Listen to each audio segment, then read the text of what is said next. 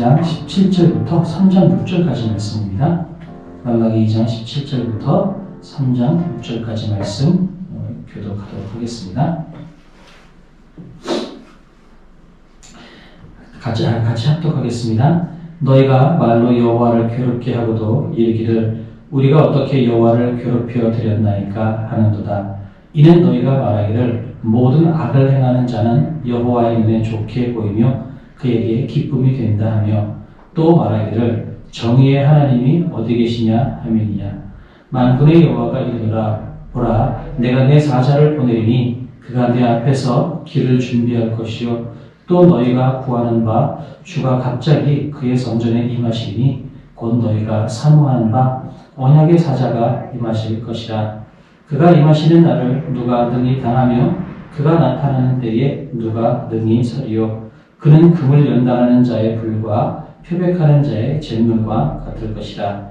그가 은을 연단하여 깨끗하게 하는 자같이 앉아서 레위 자손을 깨끗하게 하되 금, 은같이 그들을 연단하리니 그들이 공의로운 징후를 나 여호와께 바칠 것이라. 그때에 유다와 예루살렘의 봉헌물이 옛날과 고대와 같이 나 여호와께 기쁨이 되려니와 내가 심판하러 너희에게 임할 것이라. 정치는 자에게와 가늠하는 자에게와 거짓 맹세하는 자에게 품꾼의 삭세에 대하여 억울하게 하며 과부와 과를 압제하며 나그네를 억울하게 하며 나를 경외하지 아니하는 자들에게 속히 증언하리라. 만군의 여호와가 말하였느니라. 나 여호와는 변하지 아니하나니 그러므로 야곱의 자손들아 너희가 소멸되지 아니하느니라. 아멘. 몇 가지 광고를 드리면 광고라기보다 좀 변화를 좀 줘야 될 것들이 있는데요. 뭐냐면 제가 새벽 기도를 딱 끝나고서 부랴부랴 영상을 편집해서 올려가야 되니까 보통 제 7시, 6시 50분에서 7시 되면 올라가요. 그러다 보니까 기도를 한 2, 30분 하는 거잖아요. 근데 기도 시간이 좀 많이 모자르다. 계속 그 생각이 부담이 들었었거든요. 그래서 이번 주까지만 이렇게 하고 다음 주부터는 영상을 1시간을 좀 늦게 올릴 생각을 하고 있어요. 한 8시쯤 영상을 올리고 8시가 넘어서까지 영상을 편집하고 하는 시간이 또 한 20분 걸리니까 아무튼 충분히 영상 편집 때문에 기도 시간이 줄어드는 게 좀 부담이 되기도 하고 그래서 오전에 기도를 좀 많이 해야 되겠다. 왜냐하면 지금 이 해피데이 진행되는 것도 그렇고 우리 반석교회가 영적으로 부흥하려면 먼저 목회자가 기도가 살아야 되겠다. 그래서 제가 어느 순간서부터 요즘에는 일하고 뭐 바꿔야 되고 뭐 이렇게 행정적으로 처리하고 여기에 집중하다 보니까 저도 모르게 제가 기도 시간이 좀 줄었더라고요. 그래서 아이고야 내가 정말 큰 실수했다 싶어서 다음 주부터는 좀 작정하고 기도를 좀 오래 하려고 합니다. 그래서 다음 주부터는 영상 편집이 8시 넘어서 9시나 돼야 영상이 올라갈 것 같고요. 특별한 날이 아니고서는 목양 아카데미 같이 제가 빨리 영상을 올리고 가야 되는 날은 기도 시간을 줄이고 빨리 영상을 올리고 성신교로 넘어가겠지만 특별한 날이 아니고서는 좀 기도를 좀 더 하고 해야지. 결국은 이게 목회자의 책임인데 내가 기도를 드렸구나라는 생각이 들어서 참 죄송하다라는 마음이 들었었어요. 그래서 그런 마음으로 다음 주부터는 조금 더 하도록 하겠습니다. 그 다음에 또 우리 안 장로님께서 집에 있는 카메라를 바리바리 싸가지고 또 업무를 하셨어요. 그래서 이번 주 행사 끝나고 다음 주 화요일 날 카메라 들고 그거 다 팔아가지고 그거 10일간 돈 모아서 그 캠코더를 사면 아마 실시간 영상 예배도 드릴 수 있지 않을까 생각이 들어요. 그래서 그거 가서 좀 좋은 값에 잘 팔 수 있게 기도해 주십시오. 제가 모시지 못해서 저는 뭐 사고 팔고 그러고 항상 손해를 봐요. 그래서 주님 건물하시는데 모질게 잘 받을 수 있도록 해달라고 좀 기도해 주십시오. 한 100만 원만 모아서 100만 원만 받으면 캠코더 한 100만 원이면 충분히 사니까 그렇게 하면 좋지 않을까 싶어요. 그래도 이렇게 성도님들이 마음을 쓰고 이렇게 조금씩 그 주 앞에 허물하고 거치는 모습들을 보면서 감사하기도 하고 또 죄송스럽기도 하고 제가 와가지고 너무 부담들을 드렸구나 싶기도 하고 아무튼 우울한 다시 마음이 들어요. 그래도 감사해서 열심히 해야겠다는 마음이 듭니다. 자, 여러분 제가 기도할 때마다 주님 첫 시간을 드릴 만큼 오늘 하루가 주 앞에 기쁨이 되는 날이 되게 해주십시오. 제가 그런 기도를 쉬지 않고 하거든요. 왜냐하면 성경 안에서 첫 것을 이야기할 때 그 첫 것은 단순히 순서적으로 맨 앞에 있는 걸 의미하는 게 아니라 전체를 다 이야기하는 거예요. 예를 들어서 예수님을 성경이 뭐라고 그러냐면 잠자는 첫 열매, 그 부활의 첫 열매라고 말씀을 하거든요. 왜 예수님을 첫 열매라고 말씀을 할까요? 예수님이 첫 번째라고 하는 것뿐만 아니라 예수님 이후에 그 모든 인류가 예수님을 믿음으로 말미암아 부활하는 것을 의미하는 거예요. 그러니까 첫 번째를 드렸다는 것은 첫 번째가 아니라 전체를 드린 걸 의미하는 거죠. 11조도 마찬가지예요. 네 소산의 첫 것을 드려라라고 말씀하실 때 그것은 순서적으로 맨 앞에 있는 것만을 드려라라는 의미가 아니라 너희가 첫 번째 것을 드리면 나는 네가 전체를 바친 것으로 내가 인정하고 받아줄게 라고 하는 의미가 있어요. 그 성경 안에서 첫 번째 것이다 라고 하는 것은 그 전체를 의미하는 거죠. 그러니까 우리가 첫 시간을 주 앞에 드린다는 것은 단순히 아침 시간만 드린 것뿐만 아니라 오늘 우리가 눈 떠서 살아갈 모든 우리의 시간들을 하나님께 올려드린 거에 의미가 있는 거예요. 그래서 저는 새벽 기도 드리는 분한테 저는 훨씬 더 복이 있다는 생각이 되는 거죠. 눈 떠서 첫 번째 시간을 하나님께 드렸다는 것은 여기 계신 성도님들은 여러분의 오늘 살아갈 모든 시간을 하나님께 드린 게 되는 거예요.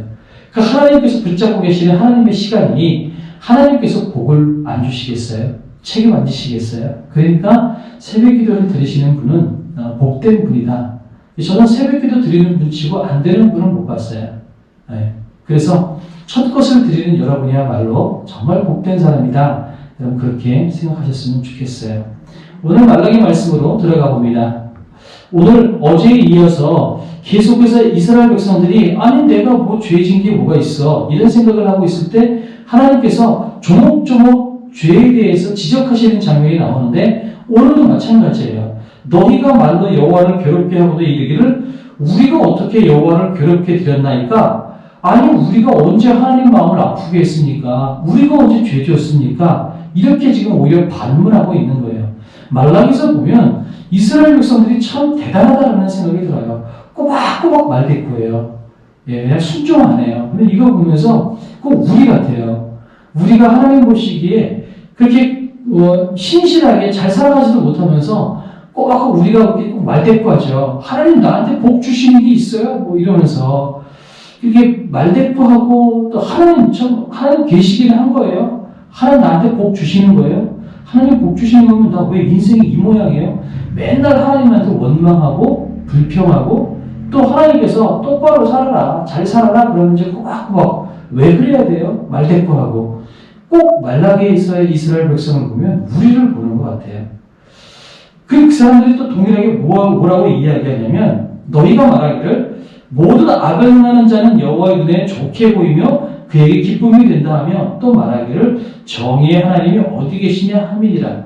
이게 무슨 말이냐면 아니 하나님께서 말씀하시는 거예요. 너희들 지금 뭐라고 얘기하고 있냐면 이스라엘 백성들이 뭐라고 이야기하고 있냐면 하나님 지금 이 땅에 이렇게 악인들이 이렇게 득식을 하고 악한 행동을 하는 사람들이 많은데 나쁜 놈들이 저렇게 형통하고 잘 되는 거 보면 하나님 도대체 하나님 계십니까? 이 땅에 정의가 어디 있습니까? 왜 악인이 형통합니까? 지금 너희들이 나한테 이렇게 지금 불평불만하고 있구나. 이렇게 지금 하나님이 말씀하시는 거예요. 그러면서 1절로 넘어가면 만군의 여호와가 이르노라 내가 내 사자를 보내리니 그가 내 앞에서 길을 준비할 것이요 또 너희가 구하는 바 주가 갑자기 그의 성전에 임하시리니 여기서 말하는 사자와 주는 누구냐면 예수님과 예수님의 길을 예비하는 세례 요한을 이야기하고 있는 겁니다. 세례 요한이 먼저 가서 길을 준비하고 그 다음에 예수님께서 오시는 것 그것을 말씀하고 계시는 거예요. 내가 요한을 보낼 거고 예수 그리스도를 보낼 거다. 그러면 너희가 사모하는 바 언약의 사자가 임할 것이다. 임하게 되면 어떤 일이 일어나느냐? 그가 임하시는 날을 누가 능히 당하며 그가 나타나는 때 누가 능히 서리요? 그는 금을 연단하는 자의 불과 표백하는 자의 잿물과 같을 것이다. 금을 연단한다. 예수님께서 우리 가운데 오시면 연단하게 될 것이다. 그 다음에 표백하는 자의 잿물과 같을 것이다. 다시 말해서 씻을 것이다. 두 가지를 말씀하시는 거죠. 3절도 마찬가지예요. 그가 은을 연단하여 깨끗게 하는 자같이 앉아서 레위 자손을 깨끗하게 하되 연단하여 깨끗하게 한다. 그죠? 연단하고 깨끗하게 한다. 계속해서 말씀을 하고 계시는 거예요. 그들을 연단하니 그들이 공의로운 제물을 나 여호와께 바칠 것이라. 요 전까지는 하나님께서 뭐라고 말씀하셨냐면 내가 너희의 제물을 받지 않겠다. 너희가 악한 일을 하면서 예배드리고 제물 드리는 거 나 그거 가증스럽다 말씀하셨는데 너희가 예수님께서 다시 예수 그리스도를 보내면 예수님께서 너희를 연단하고 깨끗하게 할 건데 너희가 연단하고 깨끗하게 되어서 이제는 너희가 공의로운 제물을 나에게 드릴 것이다. 그리고 내가 너희의 제물을 받겠다라고 말씀하시는 거죠. 예배가 회복될 것이다. 하나님하고의 관계가 회복될 것이다 라고 말씀하시는 겁니다. 덧붙여서 4절에 유다와 예루살렘의 봉헌물이 옛날과 고대와 같이 나 여호와께 기쁨이 되려니와. 처음에 하나님께서 이스라엘 백성에게 출애굽한 이스라엘 백성에게 그 레위기 말씀을 주시면서 언약을 세우고 초반에는 이스라엘 백성들이 순수하게 그 말씀을 지켰단 말이죠. 바로 그때를 하나님이 회상하시면서 그때처럼 다시 한번 너희가 드리는 그 예물이 나에게 기쁨이 될 것이다. 다시 한번 예배가 회복되고 너희와 나와의 관계가 회복될 것이다 라고 말씀하십니다. 그러면서 내가 심판하러 너희에게 임할 것인데 점치는 자에게와 간음하는 자에게와 거짓 맹세하는 자에게와 품꾼의 삭세에 대하여 억울하게 하며 과부와 고아를 압제하며 나그네를 억울하게 하며 나를 경외하지 아니하는 자들에게 속히 증언하리라. 만군의 여호와가 말하였느니라. 자, 악한 행동을 하는 자, 점치는 자, 간음하는 자, 거짓 맹세하는 자, 그 다음에 고아와 과부를 압제하고 억울하게 하는 그런 사람들에게 너희가 증인이 될 것이다 라고 말씀하시는 거예요. 지금 이스라엘 백성들은 지금 하나님의 마음을 아프게 하고 죄를 짓고 하나님께서 원하시는 길에서 떠나 있는 백성들이에요. 그런데 하나님께서 뭐라고 말씀하시냐면 너희가 오히려 그렇게 우상 숭배하고 간음하는 자, 고아와 과부를 압제하는 자들에게 너희들이 증인이 될 것이다. 그러니까 너희들이 신앙이 회복되어서 오히려 너희들이 그들 앞에서 하나님의 의를 증언하고 선언하는 그런 증인이 될 것이다 라고 말씀하시는 거죠. 그러면서 6절에 나의 여호와는 변하지 아니하나니 그러므로 야곱의 자손들아 너희가 소멸되지 아니하느니라. 나는 신실하다. 나는 출애굽할 때 너희와 언약을 맺었던 그 언약 나는 잊지 않았다. 그래서 너희들이 비록 연단받고 너희들이 씻김받고 그런 시간들이 있을지 모르나 나는 너희를 소멸하지 않겠다 라고 말씀하고 계시는 신실하신 하나님에 대해서 말씀을 하고 계십니다. 오늘 이 본문을 통해서 우리가 다시 한번 깨닫게 되는 것은 하나님은 은혜의 하나님이구나 라는 생각이 드는 거예요. 답답해요. 죄 지어요. 하나님한테 꼬박꼬박 말대꾸해요. 참 우리 같은 모습인 거죠. 그런데 하나님이 그러면서 너희들이 나를 참 괴롭게 한다 라고 말씀하시면서 그래서 내가 너희들을 멸하겠다라고 말씀하지 않으세요. 소멸되지 않으리라 말씀하세요. 그러면서 오히려 너희에게 내가 예수를 보낼 건데 그를 통하면 너희가 연단될 것이고 깨끗하게 씻어져서 너희의 재물을 내가 받게 될 것이고 너희와 나와의 관계가 회복될 것이고 오히려 너희가 이 세상 앞에서 나의 증인이 될 것이다 라고 말씀을 하시는 겁니다. 하나님께서는 우리에게 화를 내시지만 벌 주지 않고 연단하고 깨끗하게 하시겠다고 합니다. 하나님께서 우리를 회복시키시고 고치시고 증인으로 만들어내시겠다고 말씀하십니다. 그리고 우리를 절대 소멸하지 않겠다라고 말씀하세요. 하나님이 신실하신 하나님이다 라고 말씀하고 계시는 거죠. 그래서 이것이 우리에게 소망입니다. 이것이 하나님의 은혜입니다. 하나님께서 우리를 연단시키실 것이고 우리를 깨끗하게 하실 것이어서 우리를 증인이 될 사람으로 바꾸실 것입니다. 이것이 우리에게 있는 소망이고 특별히 우리 반석교회에 있는 소망이라고 생각이 듭니다. 혹시 우리 가운데 부족한 부분이 있다면 물론 그것 때문에 하나님께서 지금 너희가 나를 괴롭게 하는구나 그렇게 말씀하실 수 있어요. 그런데 중요한 것은 하나님께서 우리 반석교회 모든 성도님들을 연단시키실 것이고 깨끗하게 씻으셔서 우리를 세상 앞에 증인으로 세울 것입니다. 우리 반석교회 모든 성도님들이 그리스도의 증인이 될 것입니다. 그래서 우리가 전도도 하고 우리의 삶을 통해서 예수 그리스도를 고백하는 그런 사람으로 바꿔 나가실 것입니다. 이 말라기서가 구약성경의 마지막 책이죠. 이 책이 끝나고 난 다음에 430년 정도의 기간 동안 아무런 하나님의 말씀이 들리지 않는 중간기가 지나갑니다. 그리고 난 다음에 예수님께서 오세요.